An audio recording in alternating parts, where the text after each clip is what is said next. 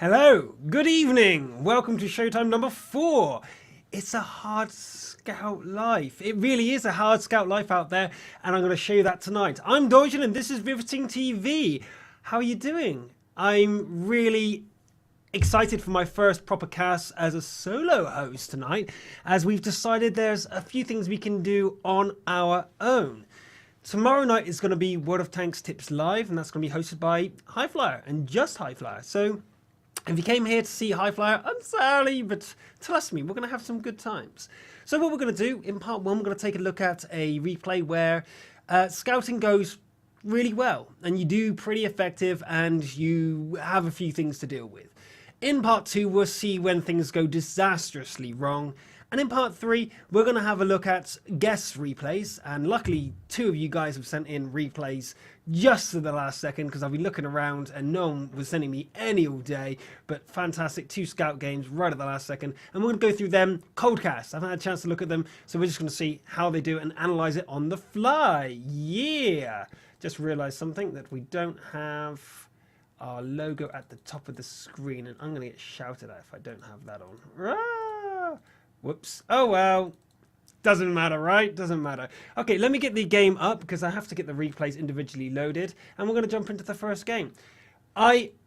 Before we do though, I gotta say, I've been dealing with a lot of companies in the UK recently that have been utterly and ginormously taking a big dump on myself. The little things like gas companies saying, yeah, we'll give you a refund, and not. Insurance companies that are saying, we'll change your address, doesn't, then sues you. Lawyers who then does something for you, but doesn't do it right. You say, well, it's taking you too long, I don't want it anymore. Them saying, doesn't matter, we're going to do it for you anyway, and then charging you for it regardless.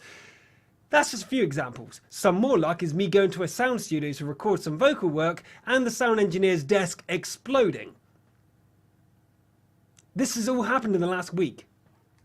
I'm pretty happy. Yeah, pretty happy. Nothing's annoying me, right? Nothing could annoy me.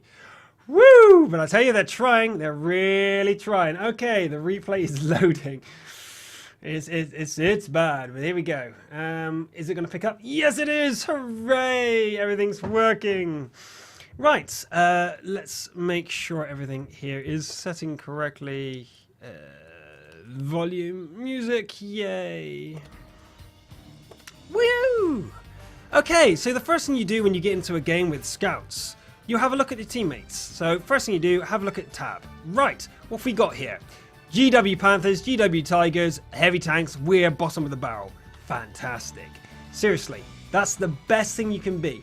Right now, when you're a scout, being the bottom is one of the best places you can be. There is a lot more experience to gain from having your teammates destroy enemies with you at the front than in lower tiers where you have to do the damage yourself. Right? So let's decide where we go. So first of all, you have a look at where your teammates are going. I normally get to the nearest bush and look across, because in this case, I've got binoculars. I go to a bush.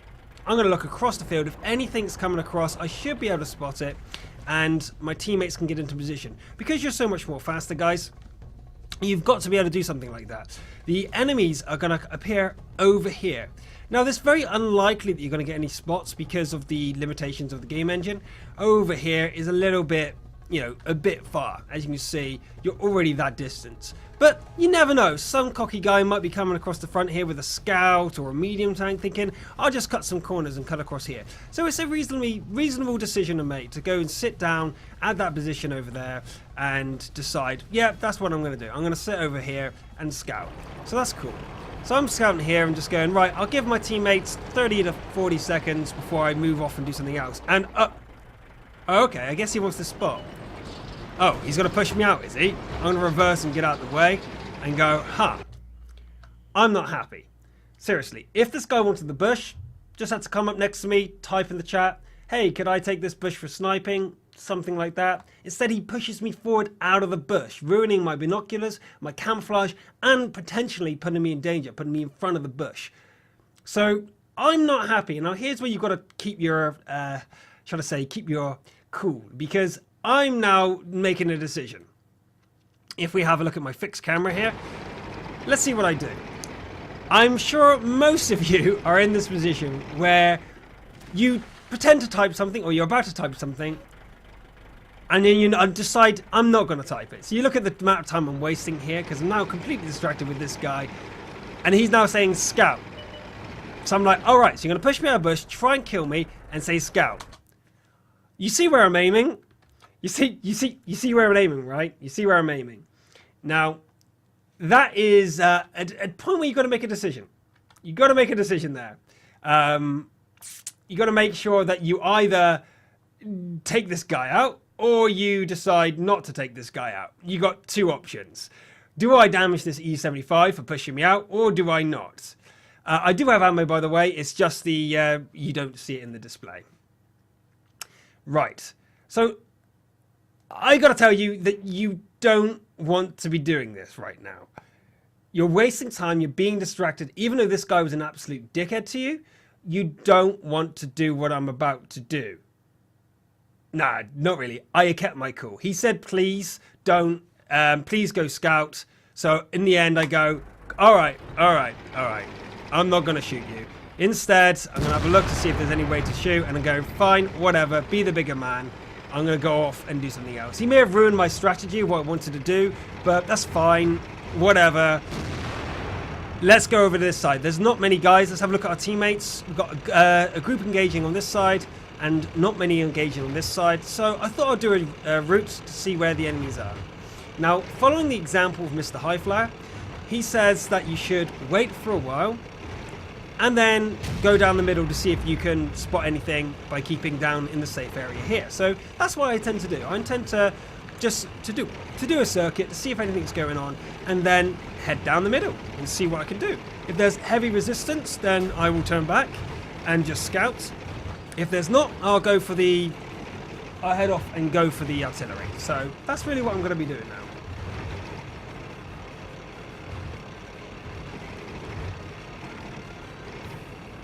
Keep looking at the mini-map all times, watching what's going on. You can see the amount of enemies you've got to contest with. I'm doing this way. Now, this is a critical thing to note, right, guys? I decided to drive this way instead of that way. Okay? There is a reason for it. I am trying to scout. I'm driving this way to see if I can catch anyone out that's on the field. I'm driving using my speed and making sure, taking a risk, right?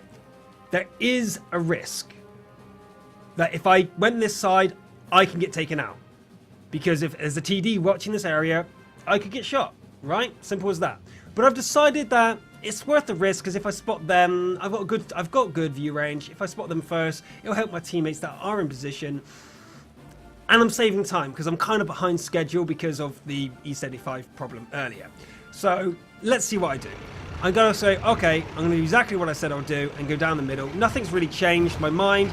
There's a big fight going on there, but they've got artillery support. They've got heavy support. There's no need for me to rush over there. Over here, I've just noticed something. Watch the minimap at all times. There's a massive load of enemies. Now, we know there's about 5 over here, and we've just seen a bunch over here. So there's looking likely that we can actually get through. Okay, that's something to note. Keep going through. There's an enemy scout. Okay, that scout, I was watching the minimap, came across here. If you look at my attention here, I'm keeping an eye on him on my minimap. But then I see the artillery. Wow. Wow. Okay, fantastic. You don't get this option very often to be able to shoot an artillery from this range. He's just in the open. That's a really bad position. If you're that artillery, you should feel bad. You're playing bad and you should feel bad. That's a very, very, very bad place to be. Really. Come on. You know it. You know it. Because I know it. You should certainly know it. That Su-14 is in a massively, well, terrible place, to be fair. And if we see my attention, I've now lost sight of that scout tank. That light scout that was over there, I've lost attention to it. My shot went high, barely hit him, and there he is. Okay, but he doesn't seem to have noticed me very well. You know, he seems to be taken by surprise that I was here. So let's use my high damaged gun. Now, something you should know about the VK2801 is that it's very good against light armored opponents. It's like the best tank in the game, and my t-shirt decided to throw itself off the wall. Again, I give up with it. Shoot it. Burn it. Burn it. Burn the t-shirt. Anyway, The VK's excellent at light armor, countering light armor. So I managed to get the first shot off on it, and the armor for the VK is actually really good against light guns. So I don't expect the Type to be able to put up much of a fight up. And I know that there's no enemy tanks supporting him. So I'm just going to sit still pretty much and make sure I use my rotation to help me shoot his tracks out or kill him. Because I do have support coming behind me in the form of a T-34, which we're about to see here. Ba-da-bum. T-34 right there. So if this guy keeps coming round, Our track is hit. still no damage. He goes 62. Right. Very important thing to note, right, guys? Do not chase this guy. There is absolutely no need for me to then reverse and try and take the shot against this guy. He's going out to the open field where the artillery could possibly get me. I've got a teammate here who's looking at him who hasn't fired yet. Move on. Ignore. Move on. I've already started moving on. Ignore the guy and just move on. You don't need to kill. You're doing your job. Let's move on. We've got some bigger fish to fry. The artillery is over here. We know the artillery is over here because we just saw them a minute ago. We saw one over in B1 and we saw two over here. So let's keep going. Right. Two decisions. The one that we shot earlier who's retreated. There's one over here in the open field who is actually running away. Options. We've noticed that the entire defense force is away from the base. Do we stop and take the shot? Now, it's risky. Stopping and taking a shot is risky, but it's an artillery and you've got a derp gun. Let's do it. Stop! Take the shot. Low damage roll, but that's okay. He's running, let him run. I'm not going to be able to chase him for another shot. Let's see. Oh god, there's the other one. Right, we know where all four of the artillery are now. Here, here, and running over here. We've got a T-34 coming up, so we need to know what we need to do here. Destroy the artillery without getting killed. Let's have a look. What are they doing? What can we see them doing? That one doesn't seem to be paying attention to us. This one certainly has seen us. If you notice here now, I'm checking to see their angles. We're using my camera. I've seen that they're looking at me. What do I do? At the moment, I'm deciding, okay, light them up. We do have artillery support. We have artillery support over here. They're going to want to kill the artillery. Artillery love killing artillery. Nothing's better when playing artillery than blowing up artillery. Even if it doesn't give you many credits, you love doing it. So I'm going to try and give them a chance to do it. Let's go. Look for my opportunity. Sit back here and wait for artillery to do their work. Oh shit! Nice! One got taken out. The reason I went up above is because I saw that that guy had actually stopped rotating. He was aiming up here, expecting me to come here. So because I came so far away and came down, I thought I could use this guy's protection, kill him, but the artillery killed him for me. So now I'm looking at the guy in the distance, and I'm trying to focus whether I should shoot the guy nearest to me or furthest away, and I decide to go for the guy furthest away, but he gets away. However, this guy gets distracted again by the T-34, but does a huge damage roll on the guy. So that was actually a really good decision from the GW Tiger. And then I get a nice shot onto the SU-8. At the moment, it's a clear victory, all sides of one, because the artillery had to go in a panic. Remember this, guys. Even if I had failed to kill the artillery, we knocked them out. They had to reposition, worry about a scout that's coming into the middle of them, and a T-34 that got to their back lines. So they were not able to support their teammates. So all your flanks perform much better because you have artillery support on your flanks and they have none. So even if you fail to kill them and just make them panic like I was doing when I was on the other side of the railroads, that's two shells the artillery could not put into their teammates. Beautiful. I made all four of the artillery panic and reposition. The enemy lost the flanks. Let's keep going. Right, we have two options here. Go help this side or go help this side. This side is doing much worse, and there's the E-75 from earlier that pushed me out of the bush. And over here is a massive squad against two TDs. I decide I'm going to chase where the old artillery went and try and go for this last enemy tank, the T-57 Heavy. So I keep stopping to try and take long-range shots because I'm a noob, really. I should have gone closer and just tried to take them out. But I was trying to support my teammate because I thought, well, that shot was just unlucky. I thought we could save him, but unfortunately the T-57 is really good. My shot only does 118 damage, and he hits me in the engine and puts me on fire. Really important. Keep a fire extinguisher and a repair kit on you. You saw that, I would have died instantly. Repaired, put the fire out, got out of there. Or should I say, put the fire out, repaired, and got out. Put out the fire. Now we have the E75 crying about him being alone. I checked the guy's stats after the game, and he is a 48% win ratio guy. No wonder after he pushed me out of the bush, I kind of knew that. Now, I'm at very low health. This is do or die situation here, and he hits me and tracks me.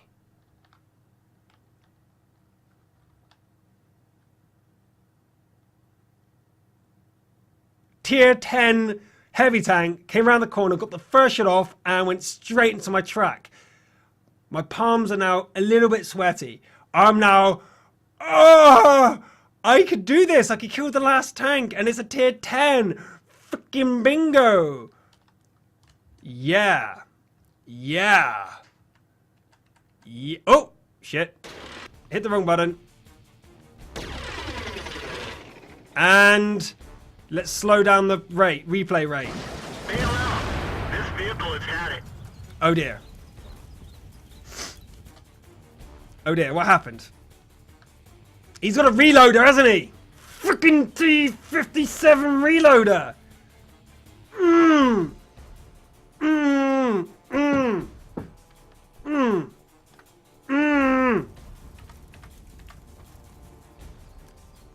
Bollocks. Oh well, the artillery got him anyway. GG. GG. JJJJJ. So that's cool. That was an example of how the I know, alright. I try to fix it. I can't fix it. I'm gonna nail it into the wall next time. You're gonna have to live with it. I have to live with it. You live with it. The replay shows that even in a tier 10 battle, you can be effective. You just need to wait your time, keep calm, even when your teammates are being dicks. Scout by driving in the field, spot them, kill yourself. That's what scouts are meant to do. No, you know better, right? You watch High Flyers videos, you know better. You don't do that. So buy your time, keep calm, don't kill your teammates, because that guy was actually critical for our success on that flank. If that flank had actually collapsed because he wasn't there, we could have lost a lot earlier. So now I'm going to have a look at the screenshot to show you the sort of results you get for such a thing. Let's have a look. So what do you think I got for that game?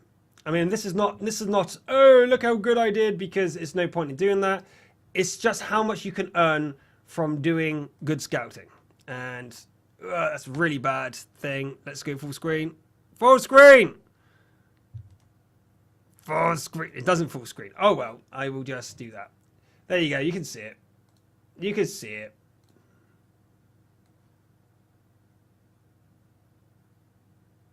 There we go. Much better.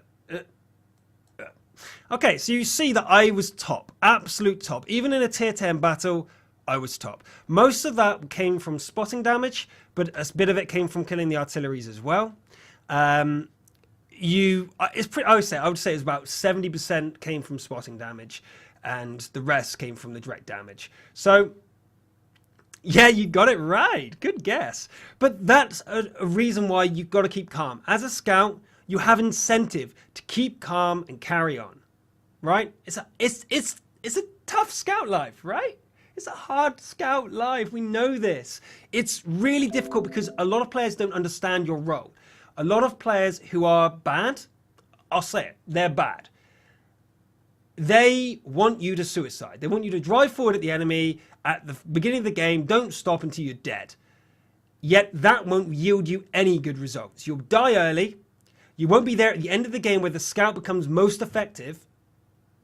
And you won't be there to help your artillery. You won't be there to intercept enemy scouts. You won't be there to harass enemies when they're distracted. You won't be able to do any of that because you've suicided.